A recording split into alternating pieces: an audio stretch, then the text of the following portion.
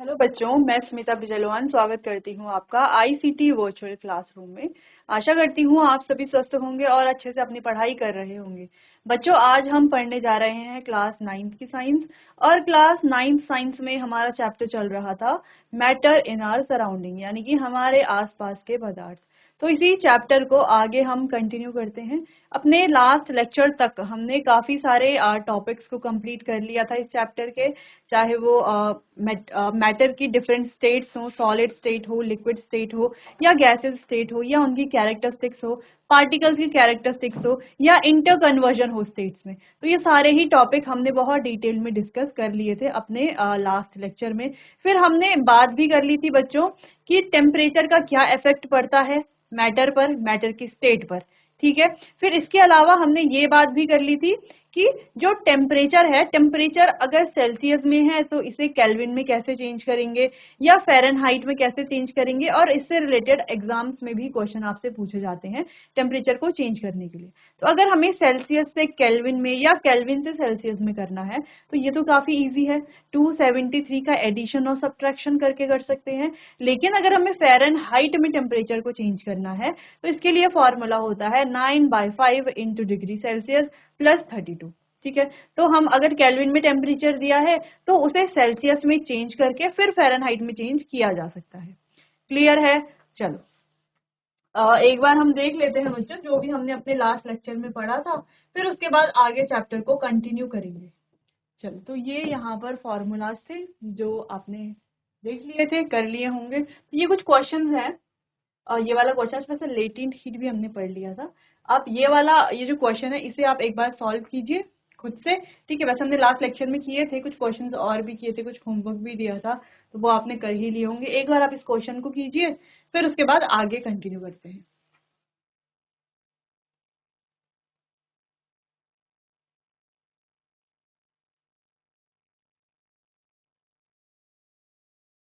चलिए, तो ये तो आपने कर लिया होगा। देखो, तो ये थे फॉर्मूले। तो देखिए, टेम्परेचर को, ठीक है, टेम्परेचर अगर केल्विन में दिया है, सॉरी, टेम्परेचर अगर सेल्सियस में दिया तो आप केल्विन में कैसे चेंज करोगे?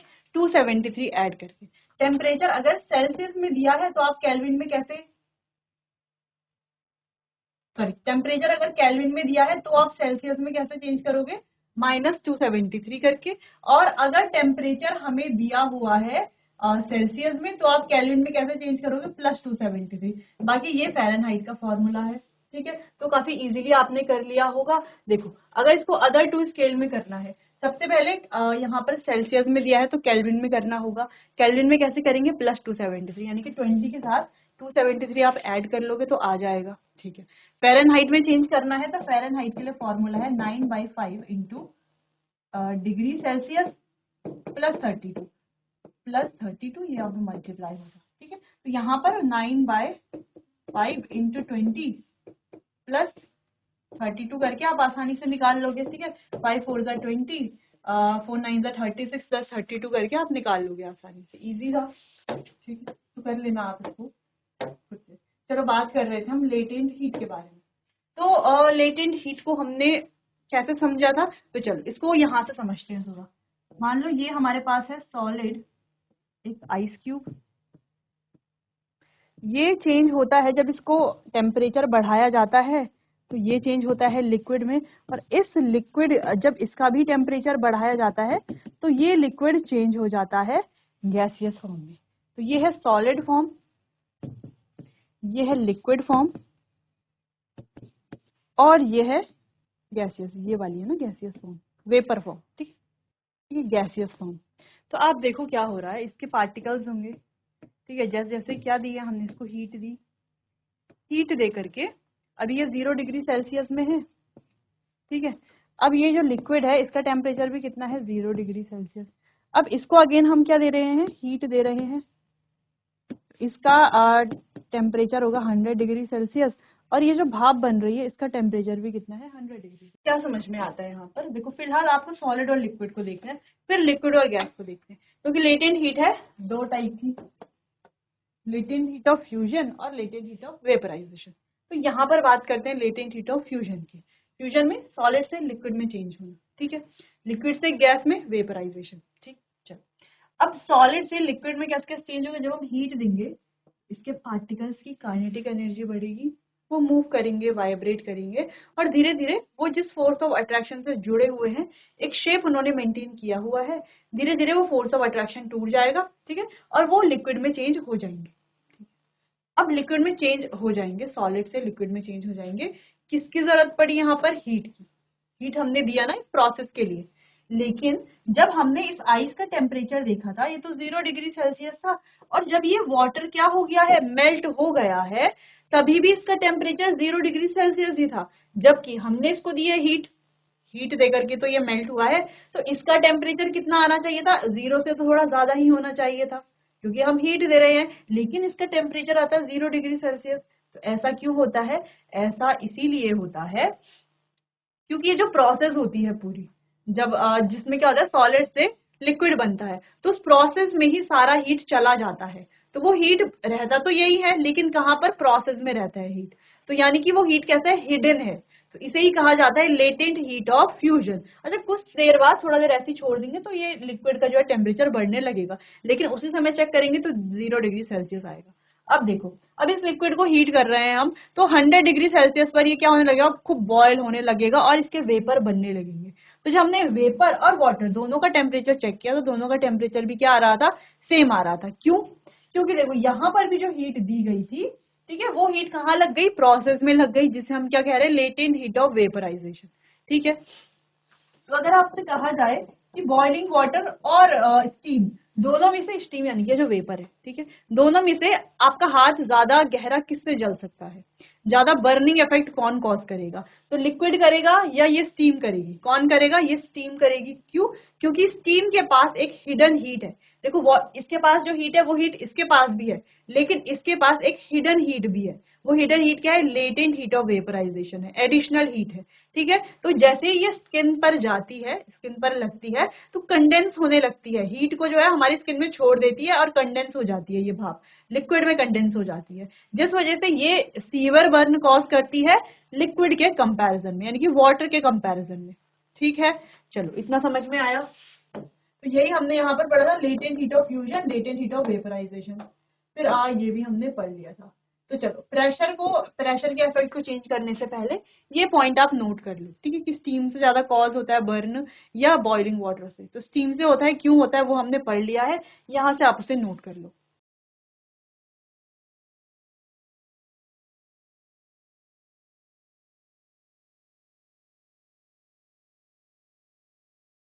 चलो आगे बढ़ते हैं, बात करते हैं कि प्रेशर का क्या इफेक्ट होता है। टेम्परेचर का इफेक्ट तो हमने देख लिया, प्रेशर के इफेक्ट के बारे में बात करते हैं।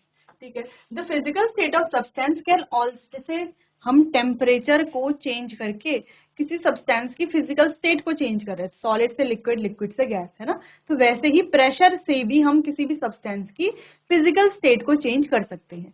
तो physical state of a substance can be changed by changing the pressure.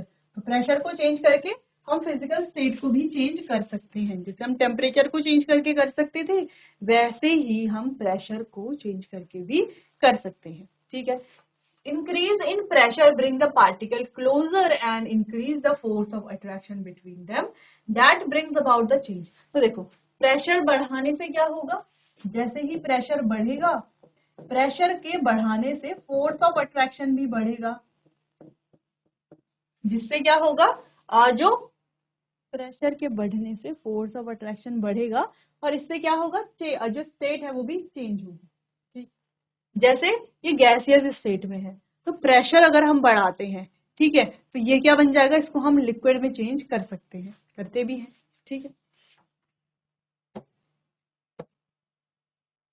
When high pressure is applied, तो जब बहुत ज्यादा हाई प्रेशर अप्लाई किया जाता है किसी गैस पर, and its temperature is reduce, और टेम्परेचर को क्या किया जाता है, रिड्यूस किया जाता है, तो गैस जो है वो कन्वर्ट हो जाती है लिक्विड में। ठीक है, गैस क्या हो जाती है, लिक्विफाई हो जाती है, गैस इज लिक्विफाइड। जैसे हमारे पास है एग्जांपल है सीएनजी, ठीक है, एलपीजी, ये कुछ एग्जांपल्स हैं।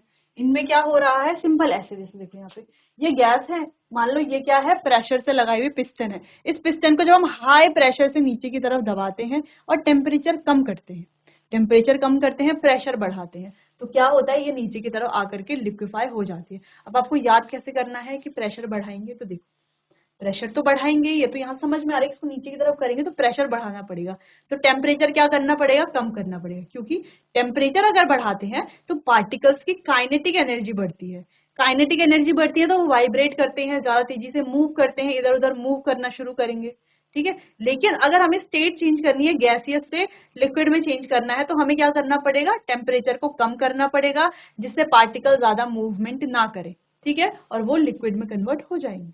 तो ऐसे ही जो कंप्रेस्ड नेचुरल गैस है, जिसका नाम ही है कंप्रेस्ड नेचुरल गैस, यानी कि संपीड़ित प्राकृतिक गैस। वैसे नाम क्या है गैस का, गैस का नाम है नेचुरल गैस, यानी कि प्राकृतिक गैस, लेकिन नाम तो है प्राकृतिक गैस, लेकिन प्रेशर पर, हाई प्रेशर पर क्या किया जाता है इसे, और कम temperature, high pressure and low temperature पर क्या किया जाता है, इसे संपीड़ित किया जाता है, कंप्रेस किया जाता है और बना दिया जाता है सीएनजी, यानी कि compressed natural gas, that is संपीड़ित प्राकृतिक गैस, ठीक है, कंप्रेस कर दिया जाता है, ठीक है। और ये कैसे बन जाती है, लिक्विफाई हो जाती है, और फिर इसे अलग अलग सिलेंडर्स में स्टोर करके फिल किया, अब स्टोर कर दिया जाता है, यानी कि भंडारित कर दिया जाता है। जैसे हमारे पास एलपीजी है, लिक्विफाइड पेट्रोलियम गैस, तो लिक्विफाइड पेट्रोलियम गैस भी तो ऐसे ही है क्या, ये है तो पेट्रोलियम गैस, लेकिन कैसी, लिक्विफाइड, इसे क्या किया गया है, लिक्विफाई किया गया है, कैसे, हाई प्रेशर पर, ठीक है। हाई प्रेशर पर क्या किया गया होगा, इस तरीके से इसे हाई प्रेशर पर क्या किया गया होगा, कंप्रेस किया गया होगा, और क्या बना दिया गया है, इसे लिक्विफाई कर दिया गया है। तो जैसे आपने सिलेंडर्स देखा होगा, कुछ इस तरीके से होते हैं,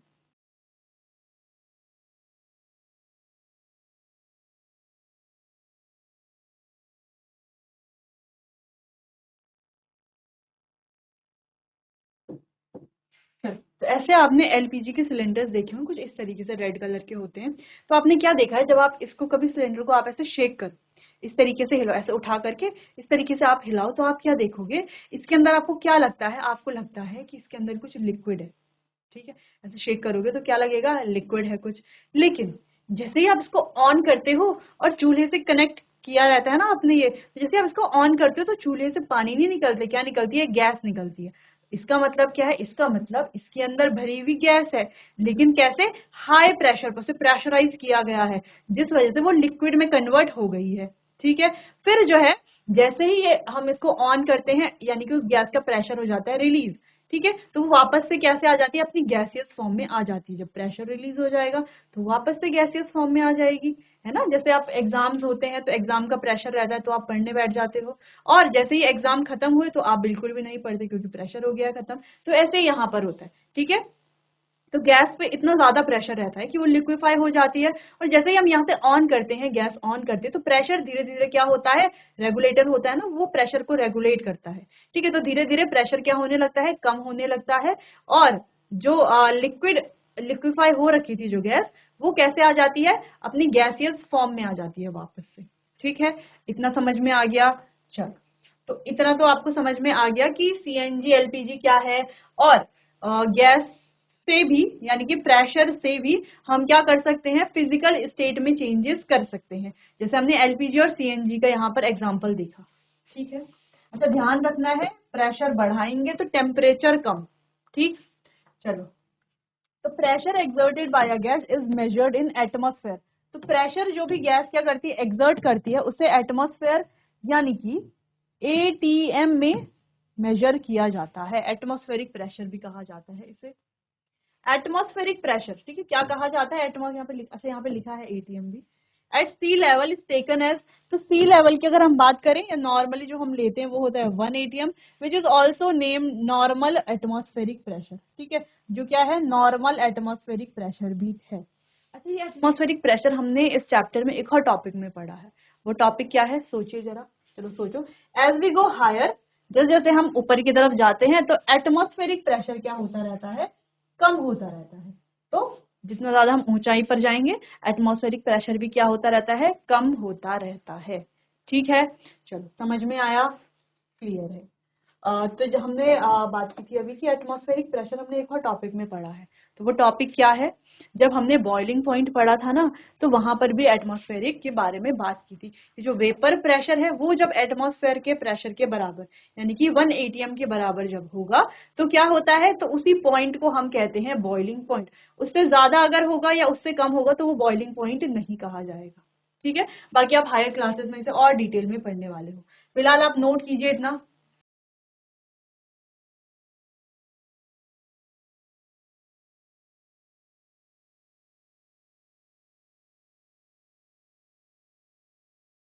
चलिए, क्लियर है, आगे बढ़ते हैं। क्रिटिकल टेम्परेचर और क्रिटिकल प्रेशर के बारे में बात करते हैं। There is certain temperature above which a gas can not be change, यानी कि एक सर्टेन टेम्परेचर होता है जिसके ऊपर जो है गैस कभी भी चेंज नहीं होती लिक्विड में। However large pressure may be on its surface, ठीक है, लार्ज प्रेशर उसके सरफेस पर हो सकता है। This temperature is called critical temperature and corresponding pressure is called critical pressure. ठीक है, तो ये जो टेम्परेचर है इसे क्रिटिकल टेम्परेचर कहा जाएगा और इसका जो कॉरस्पॉन्डिंग प्रेशर होगा उसे क्रिटिकल प्रेशर कहा जाएगा। ठीक है, क्लियर है इतना? चलो, इतना आप नोट करो।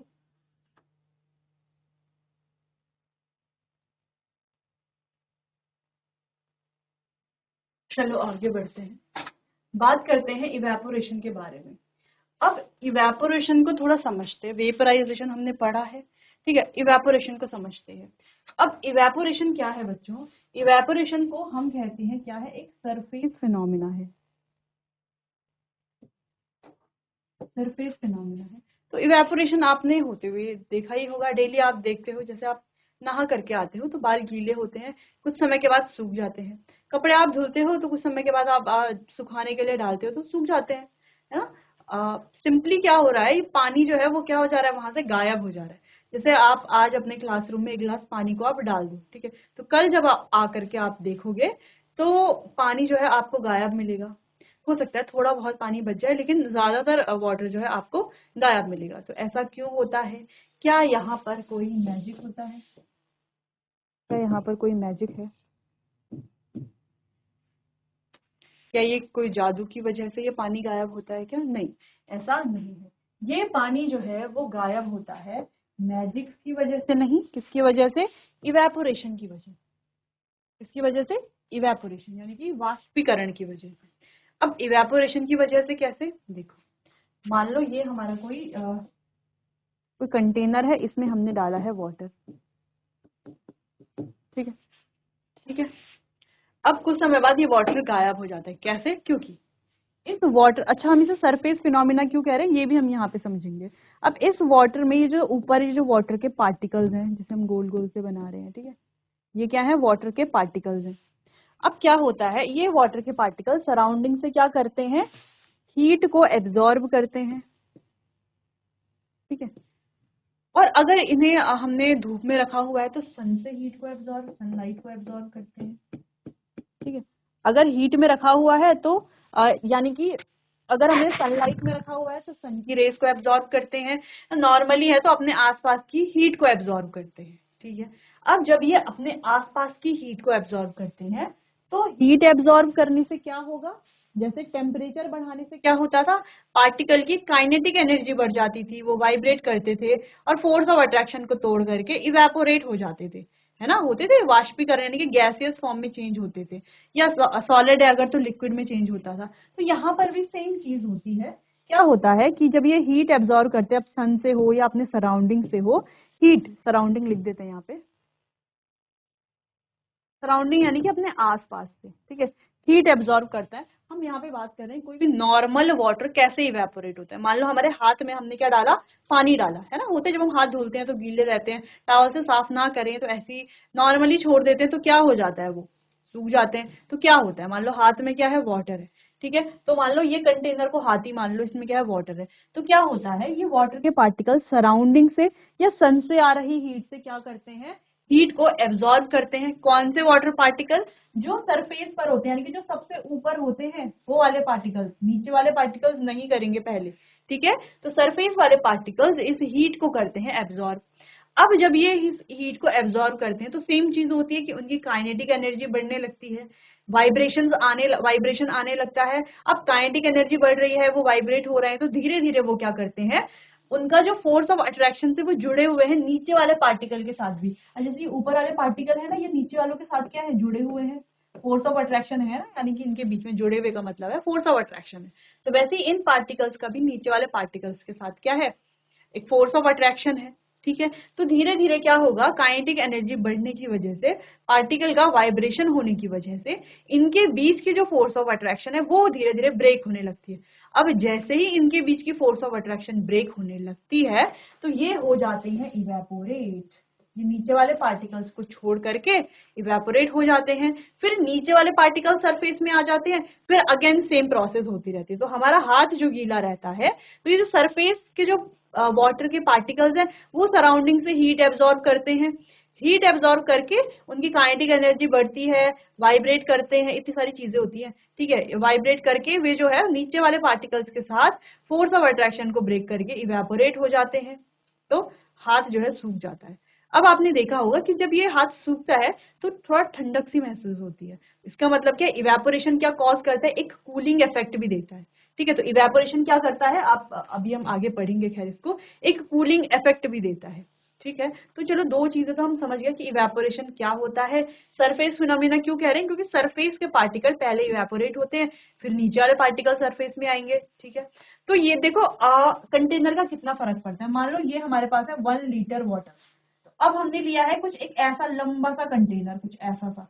ठीक है, इसमें भी डाल दिया है 1 लीटर वाटर, दोनों में 1 लीटर वाटर है, तो ज्यादा जल्दी पानी किसका इवेपोरेट होगा। मान लो दोनों कंटेनर को आपने रख दिया है धूप में, तो ज्यादा जल्दी किसका पानी इवेपोरेट होगा, इसका या इसका, सोचो, है ना। मान लो ये ए है और ये बी है, तो ज्यादा जल्दी वाटर कहाँ से इवेपोरेट होगा, बी से होगा या ए से होगा। तो देखो बी से होगा ज्यादा जल्दी वाटर इवेपोरेट, क्यों, क्योंकि बी का जो सरफेस एरिया है वो ज्यादा है, जिससे एक टाइम पर ज्यादा वाटर के पार्टिकल्स इवेपोरेट हो सकते हैं। वहीं अगर हम इस ए को देखें तो इसका सरफेस एरिया क्या है, बहुत कम है ना, बहुत कम है, एकदम संकरा सा है ये। तो यहाँ पर एक टाइम पर बहुत कम, सिर्फ इतने से पार्टिकल्स इवेपोरेट होंगे, जिस वजह से ये जो हम इससे पढ़ने का मतलब ये था कि इवेपोरेशन क्या है, बहुत सारे फैक्टर्स हैं जिससे इवेपोरेशन इफेक्ट होता है। जैसे हमने बात की सरफेस एरिया, तो सरफेस एरिया भी उन फैक्टर्स में से एक फैक्टर है। तो यहाँ पर हम इवेपोरेशन को डिटेल में पढ़ने वाले हैं कि इवेपोरेशन की प्रोसेस क्या होती है, कैसे होती है, ये तो हमने पढ़ लिया। कुछ और पॉइंट पढ़ेंगे, फिर कौन कौन से फैक्टर हैं जो इवेपोरेशन को अफेक्ट करते हैं, बढ़ाते हैं या कम करते हैं, कैसे करते हैं, क्या प्रोसेस होती है, वो पढ़ेंगे। फिर हम पढ़ेंगे बच्चों कुछ बेसिक एग्जांपल्स, फिर पढ़ेंगे इवेपोरेशन कूलिंग इफेक्ट कॉज करता है तो कैसे कॉज करता है।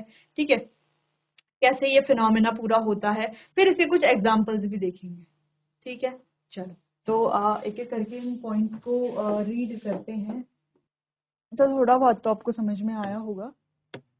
देखो, the process of liquid into vapour state, liquid से क्या हो रहा है, वेपर स्टेट में चेंज हो रहा है at any temperature below it's boiling point, और बॉइलिंग पॉइंट से नीचे कोई भी टेम्परेचर, तो बॉइलिंग पॉइंट पर आ जाएगा तो बॉइलिंग कह लेंगे उसे। ठीक है, तो बॉइलिंग पॉइंट से नीचे कोई भी टेम्परेचर हो उसे कहा जाता है evaporation. Particles of matter are always in a state of random motion, तो मैटर के जो पार्टिकल्स हैं हमेशा रैंडम मोशन की स्टेट में रहते हैं। This is also true for liquids, तो ये लिक्विड्स के लिए भी क्या है, ट्रू है।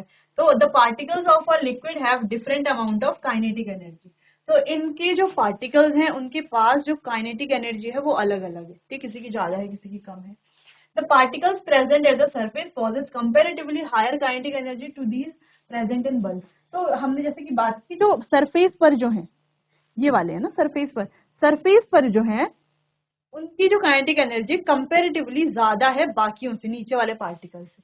ठीक है, therefore particles at the surface with higher kinetic energy is able to break away from the forces of attraction of other particle and get converted into vapor. This phenomena is called evaporation. तो यहाँ पर क्या कहा गया है कि जो ऊपर वाले जो पार्टिकल्स हैं कंपेरेटिवली इनकी काइनेटिक एनर्जी अगर ज्यादा है तो इससे क्या होगा कि ये क्या कर सकते हैं, नीचे वाले पार्टिकल्स के साथ जो फोर्स ऑफ अट्रैक्शन है उसे ब्रेक कर सकते हैं। तो जब ये फोर्स ऑफ अट्रैक्शन को ब्रेक कर लेंगे तो क्या हो जाएंगे, इवेपोरेट हो जाएंगे, और इस फिनोमेना को ही कहा जाता है इवेपोरेशन। क्लियर है, चलो इतना आप नोट करो।